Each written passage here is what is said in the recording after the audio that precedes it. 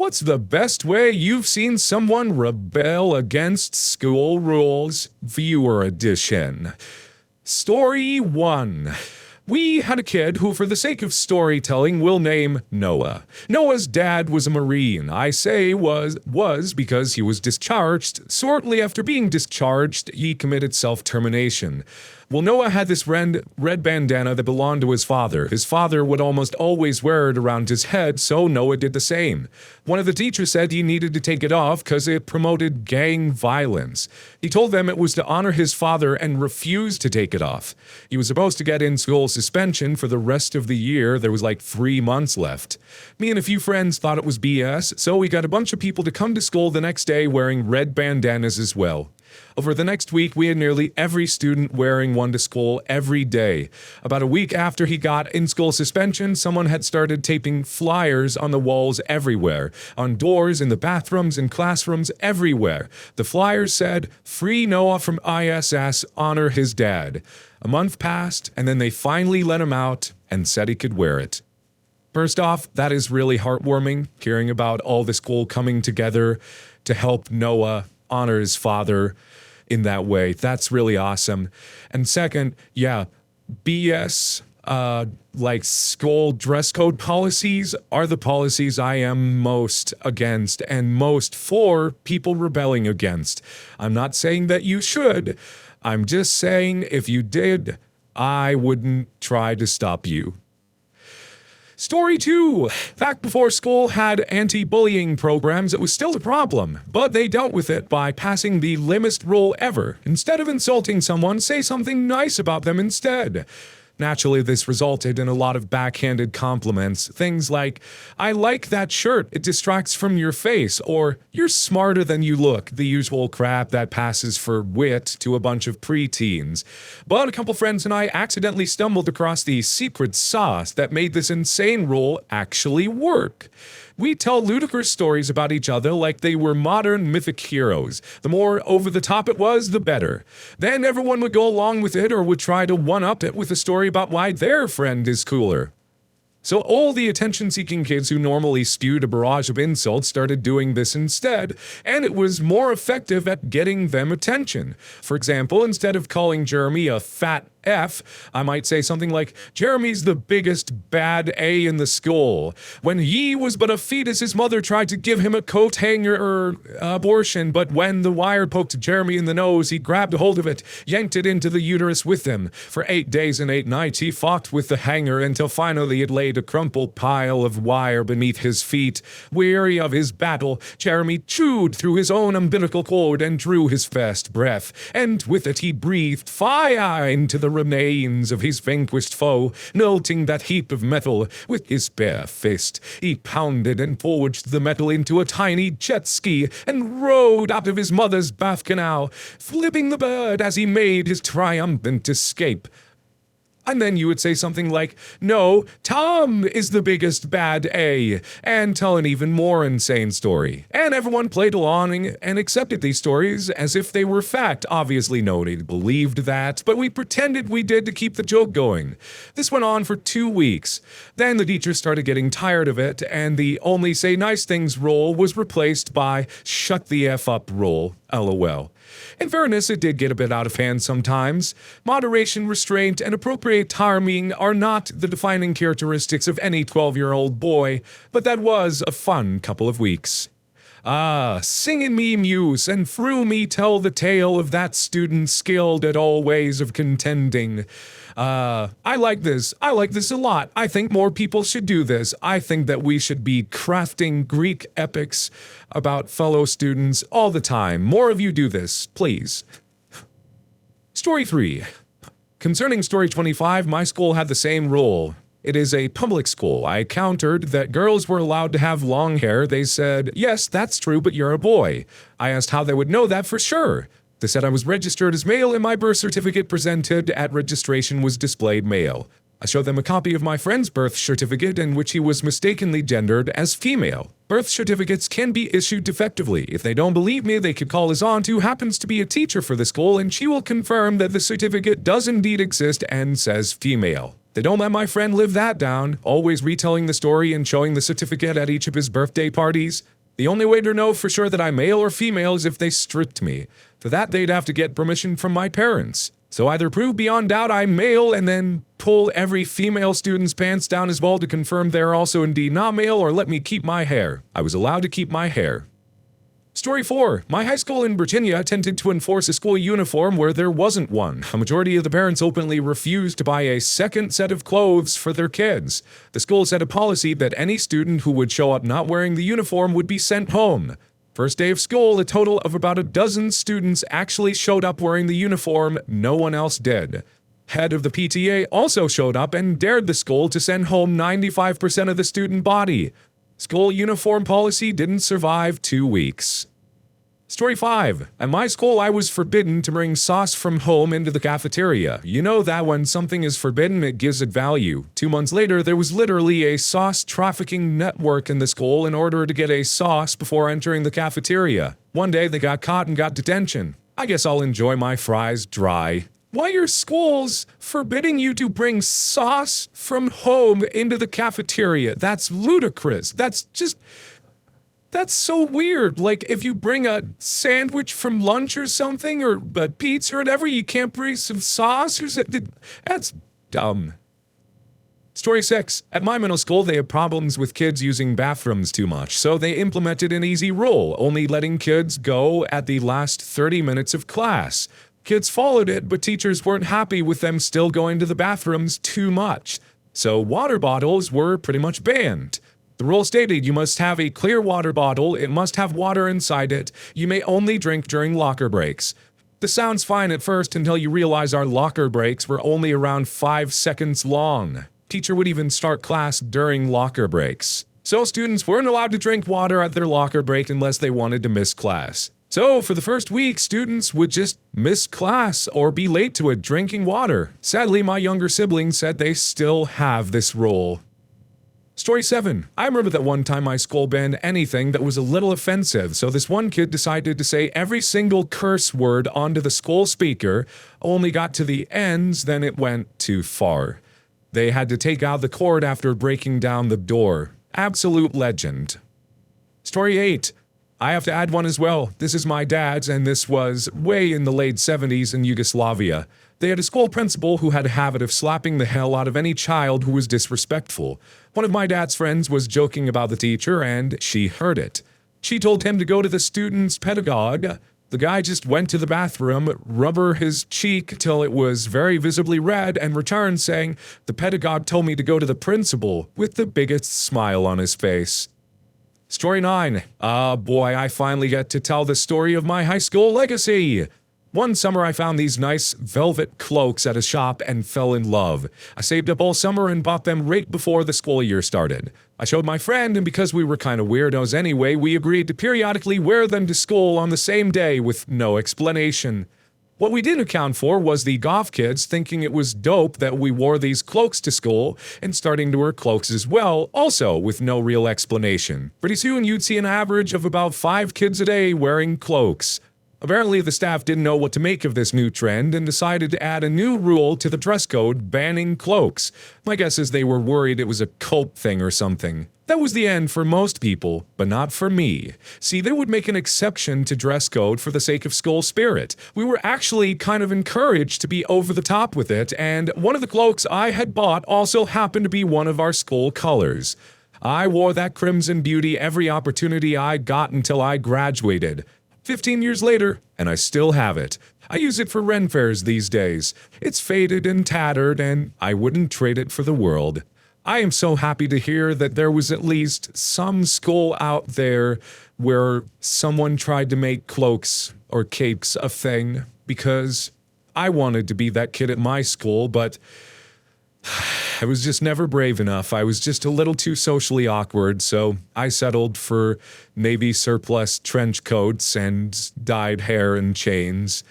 And I was pretty cool, but not as cool as you, oh wonderful cloak-wearing person.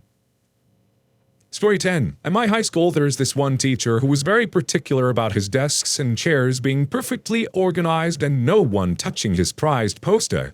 So in the last weeks of graduation year came around and all the students in those classes went in early to pull pranks.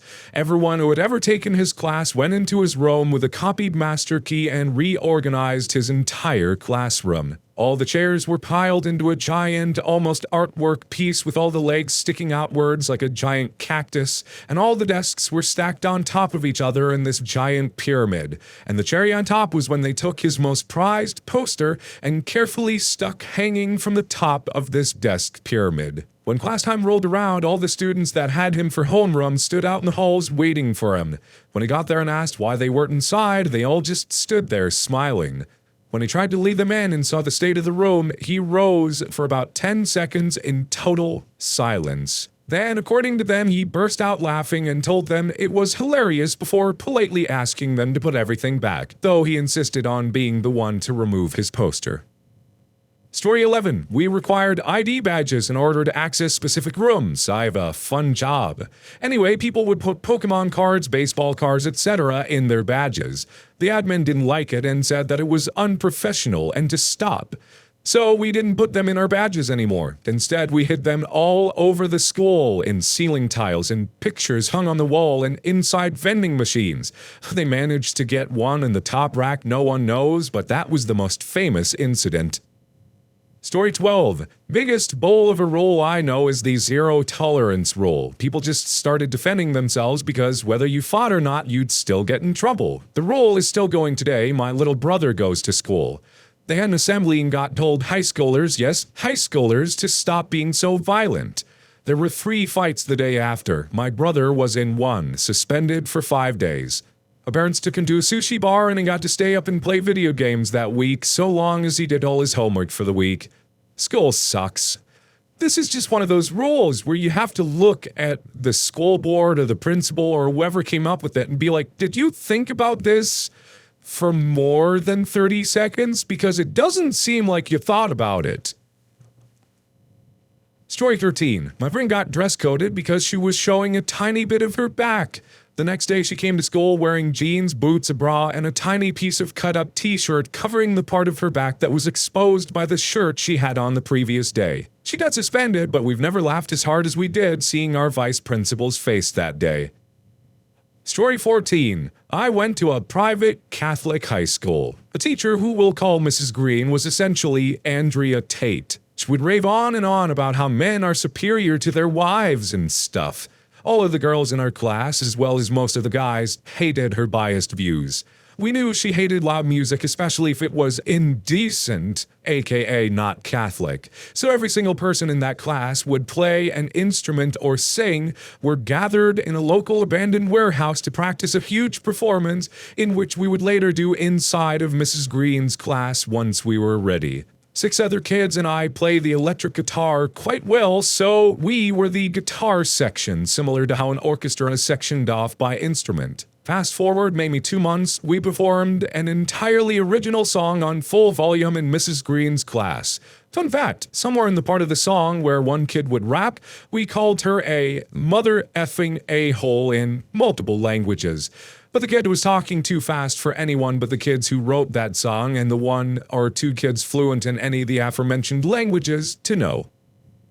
Story 15. When I was in middle school, if I didn't like a rule, I just ignored it. If I didn't want to obey a teacher's orders, I said no. Some of it was mild stuff, like keeping my hood up after being told to pull it down. Another time I climbed on top of the jumbo gym and refused to come down until the end of lunch bell rang. There's one that sticks out though. There was a teacher that was known for being a real butthole. When I had broken my ankle, I was hobbling down the hall on my crutches with my headphones on. He stopped me and told me to put them away. Of course, I said no, with the addition of, you're telling a kid on crutches to stop in the middle of the hall, maneuver his backpack around, put his headphones into his bag, and then maneuver it back around and continue on to class.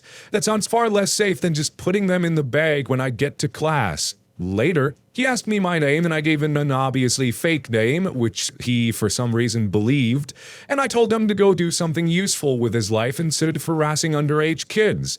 Later got called into the office, and while I doubt this is true, was told that because of the trauma of this interaction with me, he was retiring early at the end of the year. Honestly, I doubt him leaving had much to do with me, if anything at all. The principal just wanted to guilt-trip me for disrespecting the most disrespectful faculty member. But it was nice to show him that he didn't actually have any control if a student didn't want to put up with him. You know, there is beauty in simplicity, and I do love the idea of some being like, stop doing that thing, and student just going, no, and just walking away. Like, what does a teacher do half the time? I'm sure some would freak out, but I think that kind of boldness would pay off more often than we might think.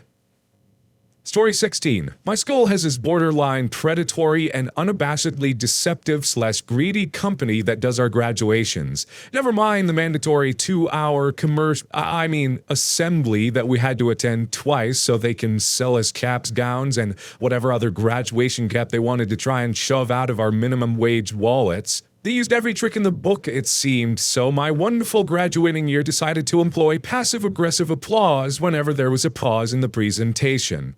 Almost every other 3 sentences were immediately serenaded by the sweet sound of aggravated applause. Suffice it to say, the Jostens people were less than pleased. The teachers did nothing about it, so we kept the applause up. Pretty sure they would have joined us too if they weren't under district policy. LOL.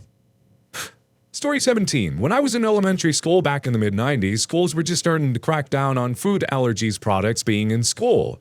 They were also trying to get us to eat healthy. The teacher had made a big deal out of the potato chips I brought from home. When my mom found out, she made me carrot cake the first week and apple pie the next week. After that, they backed off. I was a super skinny kid and my doctor was even worried about my low weight. The schools just need to learn one size doesn't fit all when it comes to these stupid school programs.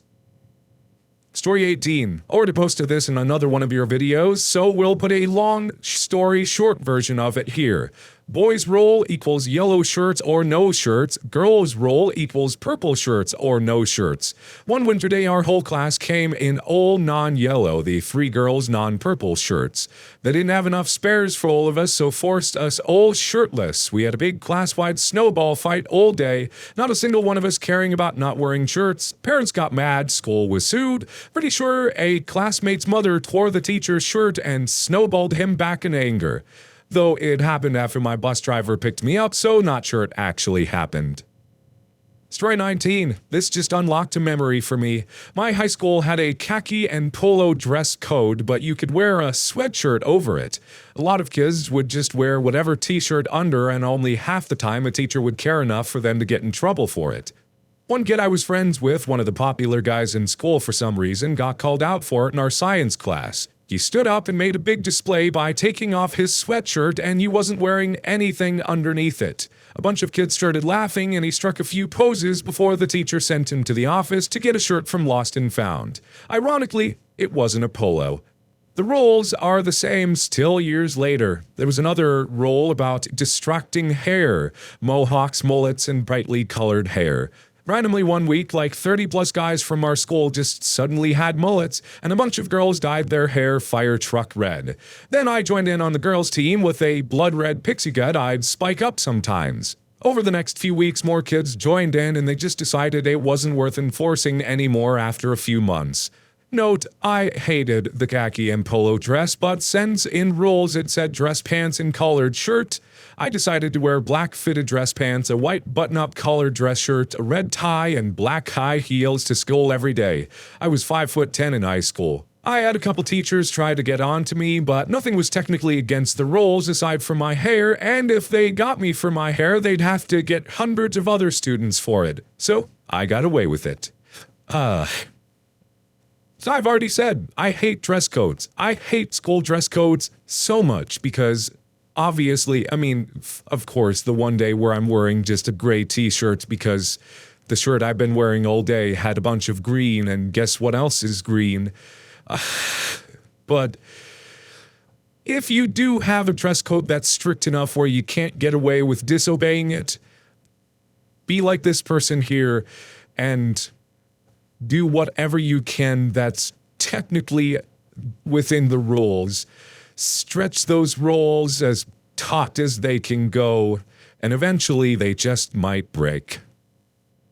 Story 20. Similar to Story 14, my school had many students enrolled in cadet programs like Civil Air Patrol, Air Force, Sea Cadets, Navy, Young Marines, and JROTC. I was in CAP, and most of us wore apparel like bandanas with the logos of the branches we were cadets in, and of course, poked fun at the other branches.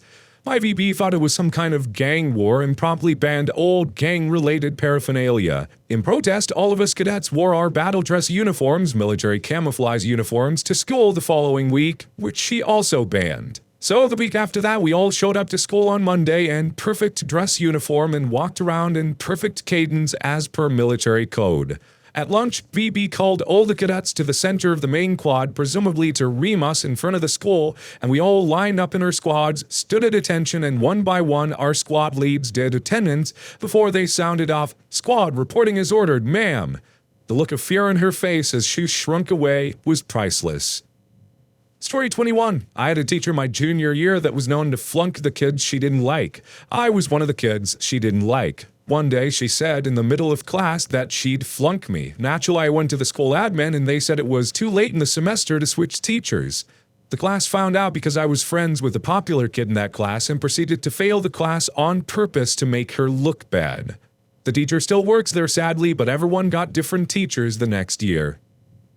Story 22. My high school said no Halloween costumes of any kind in my senior year. This included onesies.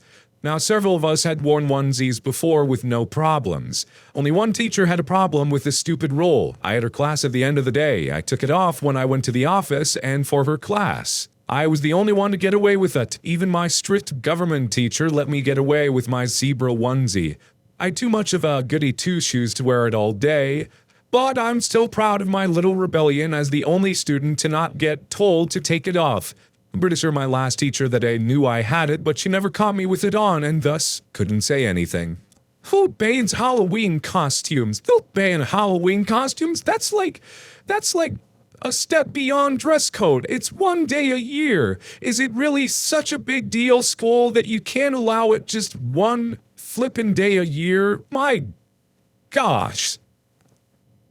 Story 23. I had this cousin who broke not one, not two, not three, but every rule in his school.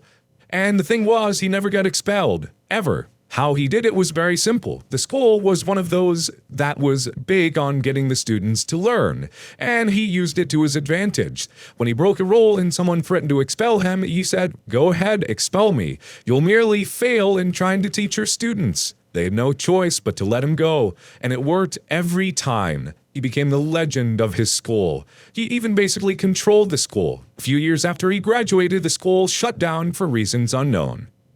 Story 24. Best one I had was at a school that forbade playing on the school field when it was raining to keep down on mud in the halls. I grew up in Wales, so they couldn't keep us inside every time it rained. The kids would have gone crazy. My smart bud self figured out that there was a patch of grass with 3 trees on it outside in front of the school by the teacher's car park that wasn't the field.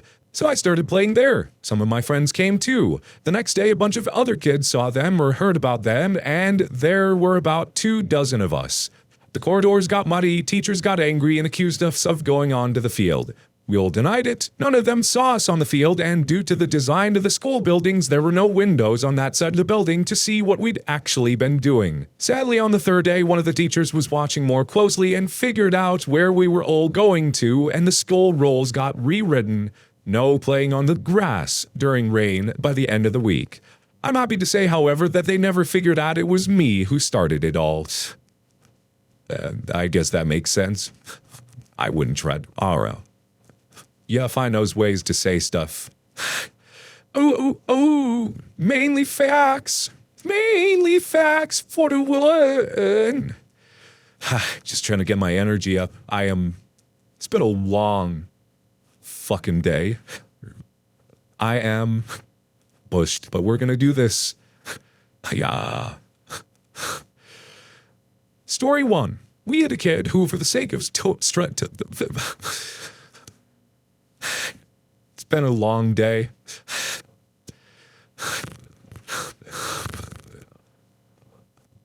Please leave your story in the comments. I would love to make a video on them in the future. Also, don't forget to like and subscribe.